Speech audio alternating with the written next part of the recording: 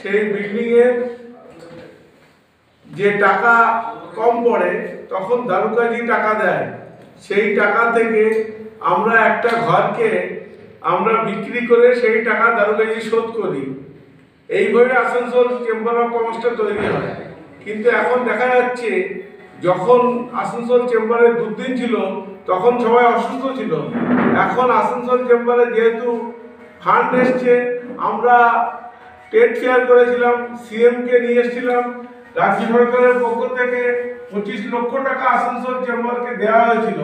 সেই টাকা আসানসোল চেম্বারে ফিক্সড আছে, এছাড়া অন্য টাকা আসানসোল চেম্বারে ফিক্সড আছে। আসানসোল চেম্বারে কোনো দরকারই ছিল না যে বিল্ডিং বিক্রি করা।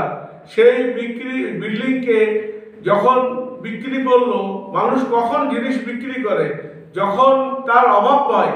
আসানসোল চেম্বারের কোনো অভাব ছিল না, অথচ বিল্ডিং বিক্রি হচ্ছে। নিচের ওই ঘরগুলো যদি রিনোভেশন করে ওখানে সিনিয়র সিটিজেনদের ওখানে বসার ব্যবস্থা করতো তাহলে আমার মনে হয় ভালো হতো এবং আসানসোল চেম্বারের সুনাম আগামী দিনে বাড়তো।